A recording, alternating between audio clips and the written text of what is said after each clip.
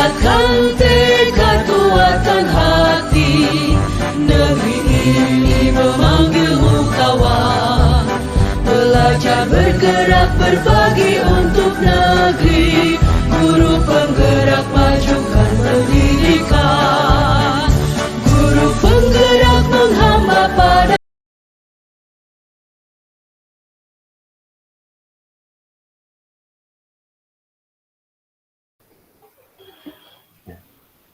Selamat malam Pak Didi, apa kabar? Sudah lama tidak ketemu ini, apa kabarnya? Selamat malam juga Pak Dewo, kabar baik. Pak Dewo sendiri bagaimana kabarnya? Mas Tunggara, sehat Pak Didi. Oh ya, Pak Didi, ini kemarin ketemu ini apa yang menjadi ganjalan ini? Tiba-tiba ini ada apa namanya, pembicaraan yang serius rupanya kayaknya. Apa ini yang menjadi apa namanya ganjalan dalam pikiran, sehingga mungkin saya bisa membantu. Siap, mohon izin Pak Dewo. Ada sedikit curhatan hati, ya. Jadi di sini karena saya sebagai kepala sekolah baru ada sedikit kendala di sekolah untuk mendisiplinkan rekan-rekan guru, teman-teman di sekolah dalam segi jam kedatangan, jam kerja, kemudian jam masuk kelas. Ya, dua hal itu yang menjadi kendala 2 bulan terakhir selama menjadi kepala sekolah.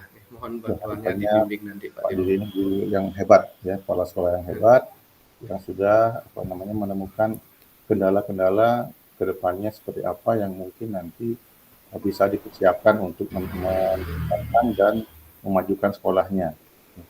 Baik, dari dua permasalahan tadi, kuncinya adalah disiplin sepertinya Pak Didi ya. Ya, disiplinnya bagaimana masuk kerja, kemudian masuk kelas. Iya. Ya.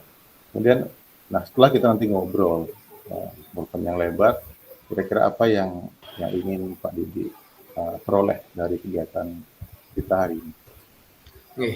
Jadi semoga kedepannya obrolan kita mendapatkan sebuah solusi dari permasalahan yang Tiang miliki.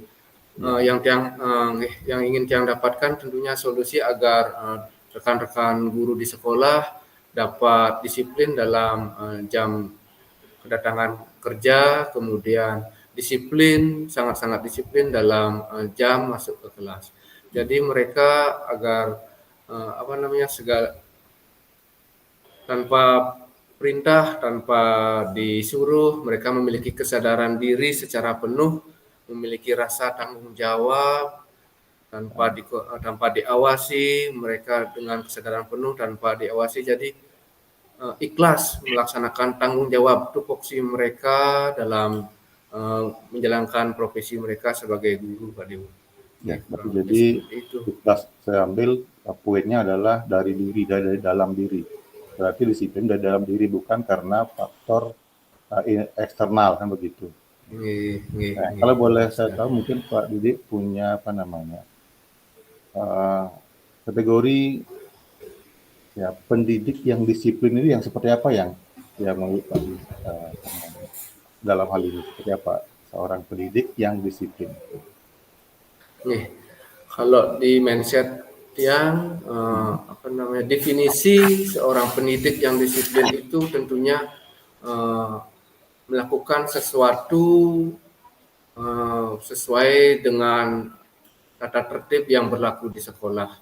Kita sebagai guru tentunya memiliki aturan-aturan yang sudah diberikan atau membuat janji-janji pada saat dulu kita dilantik sebagai guru, sebagai PNS.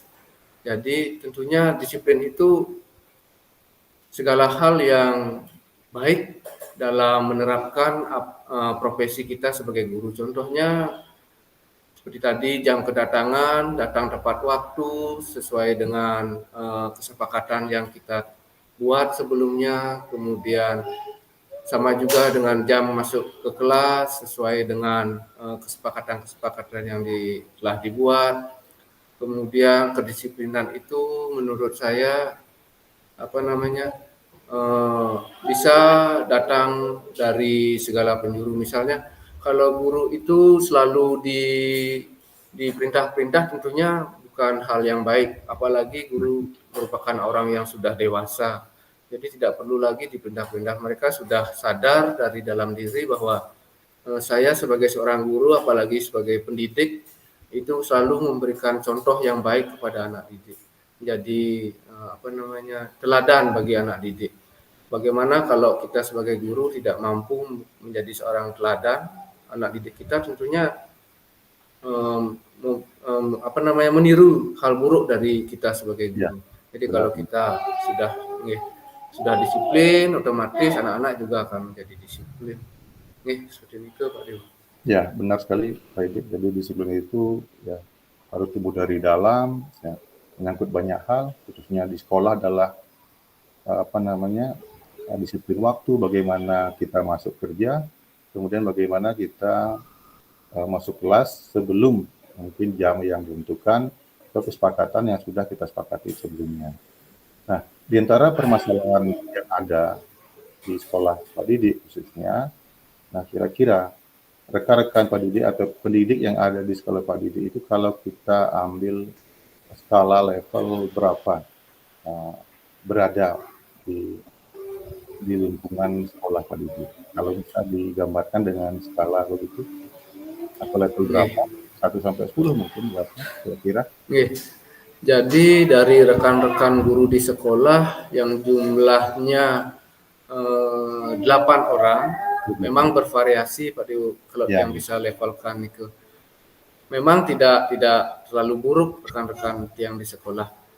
Kalau bisa dikategorikan kurang lebih 7, walaupun ada yang 6. Ada 1-2 orang yang ada di level 6, tapi sisanya ya bisa dibilang level 8, bisa sih 8 ya. Iya. Artinya tidak terlalu tidak terlalu buruk juga ya. Iya. Di 7-8. Nah, mungkin peningkatannya dari 7-8 tentu pencapaiannya yang diharapkan adalah level 10 kan begitu akhirnya. Iya. Jadi tentu kita mengharapkan yang terbaik sehingga kita bisa menjadi teladan, karena seorang guru itu ya kan menjadi teladan bagi anak didik kita. Bagaimana kalau seorang guru tidak disiplin, ya tentu anak juga ikut karena mereka melihat ya kenapa kita harus tepat waktu sementara guru kita sangat betul sekali bahwa kita memang teladan bagi anak didik kita. Maka wajar lah kalau Pak Didik itu menargetkan level di 9 atau bahkan di 10.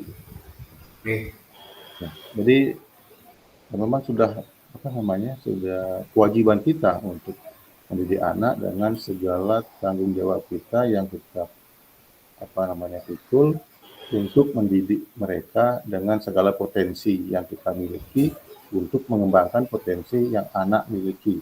Tentu juga kita memperhatikan hal-hal lain. Dalam hal ini, disiplin juga merupakan kunci yang tidak kalah pentingnya. Benar sekali. Ya baik.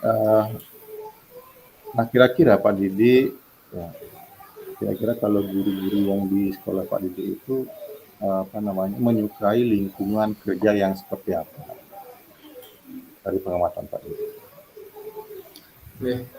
Sepertinya kalau yang amati dari hari ke hari tentunya tidak jauh-jauh dari lingkungan yang santai, kemudian harmonis, tidak kaku, santai-santai.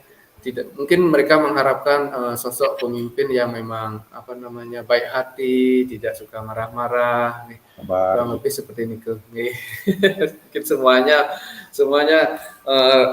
dimanapun provinsi apapun menginginkan memiliki pemimpin atau bos seperti itu.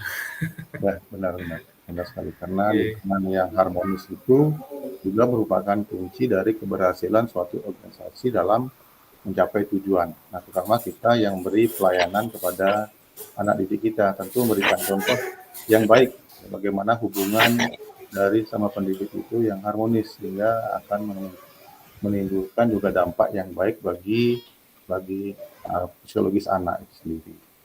Nah, kemudian untuk mengantisipasi permasalahan yang ada, mungkin sedikit saja, ada beberapa guru yang mungkin masih di level 6 atau 5.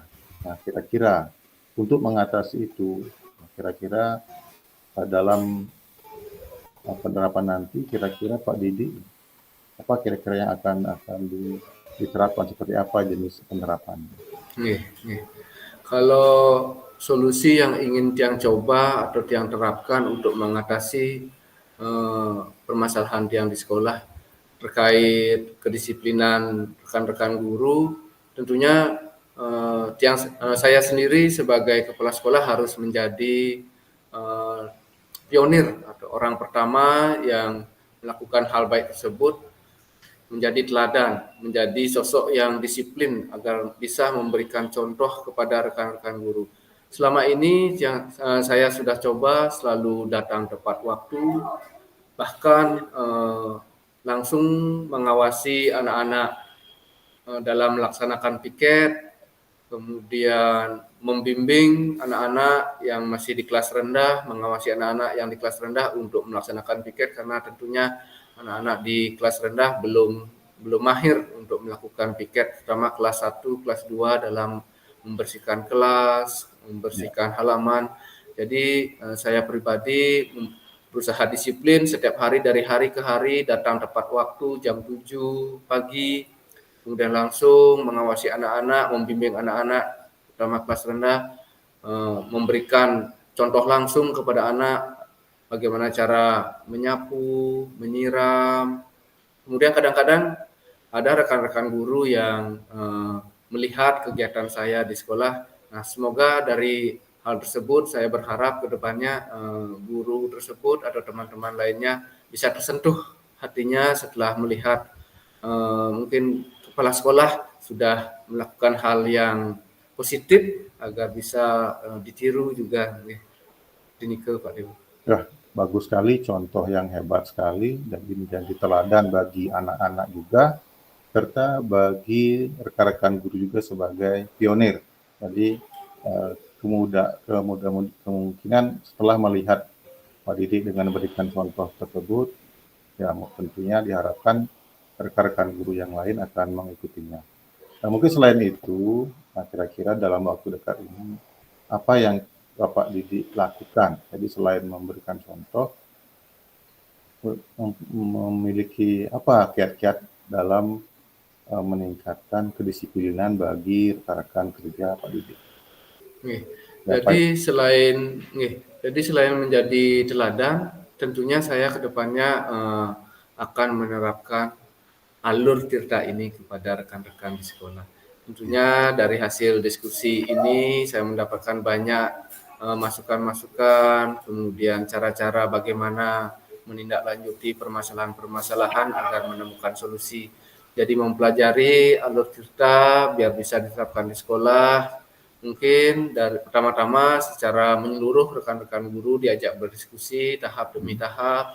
Mungkin kedepannya jika saya sudah mampu atau sempurna atau lebih levelnya naik lah menguasai alur tirta ini, mungkin dari perorangan satu persatu akan saya ajak diskusi, saya terapkan alur tirtanya.